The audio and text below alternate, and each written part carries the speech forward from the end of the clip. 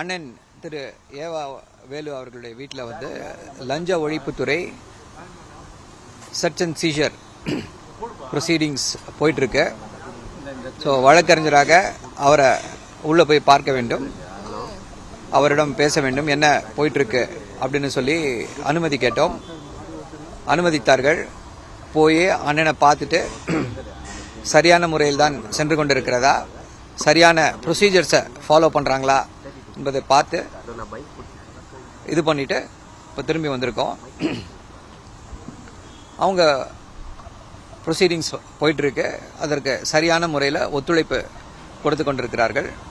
So அடுத்த கட்டமாக என்ன அப்படின்றத பார்க்கணும். மற்ற இடங்கள்லையும் இதே போல் அந்த ரெய்ட் நடவடிக்கைகள் நடந்து கொண்டிருக்கிறது. அங்கேயும் முழு ஒத்துழைப்பு கொடுத்து கொண்டிருக்கிறார்கள். இல்லை அங்கே ஒரு 5-6 ஆஃபீஸர்ஸ் இருக்காங்க. அவங்க தலைமையில் இங்கே சர்ச் அண்ட் சீஷர் என்ன ஆவணங்கள் இருக்கா என்ன இருக்கான்னு சொல்லி சோதனை போட்டுட்டு இருக்காங்க.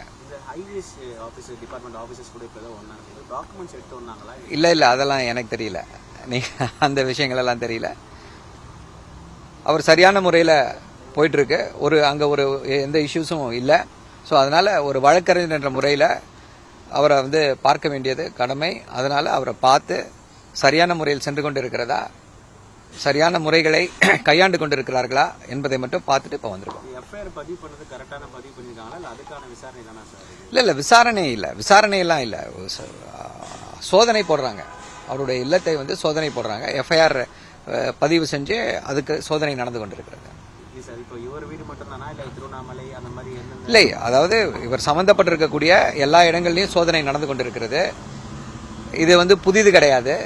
இப்படி வழக்கு போடுவது, திமுகவினர் மீது வழக்கு போடுவது, இல்லை ஆட்சி மாற்றம் ஏற்பட்ட உடனே இப்படிப்பட்ட வழக்குகளை போட்டு மிரட்டி பார்ப்பது, இது எல்லாம் புதிது கிடையாது. ஸோ இது எல்லாத்தையும் ஃபேஸ் பண்ணி இதிலிருந்து மீண்டு வருவோம். இதில் இந்த வழக்குகள் என்ன ஆயிருக்கு, இது வரைக்கும் திமுகவினர் மேலே போட்ட வழக்குகள்லாம் என்ன ஆயிருக்கு அப்படின்றது எல்லாருக்குமே தெரியும். இது எல்லாத்தையும் கடந்து வருவோம். எத்தனை செக்ஷன் போட்டால் என்ன, ஆதாரம் இருக்கணும்ல. செக்ஷன் எஃப்ஐஆர் எத்தனை செக்ஷன்ல வேணா போடலாம். எஃப்ஐஆர் போடுறதுக்கு வந்து ஆதாரம் தேவை கிடையாது.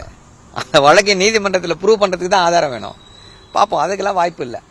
இந்த வழக்குகள் எல்லாம் நீர்த்து போகும். நமக்கு என்ன தெரியும், என்ன சீஸ் பண்ணியிருக்காங்க நம்மகிட்ட சொல்ல மாட்டாங்களே.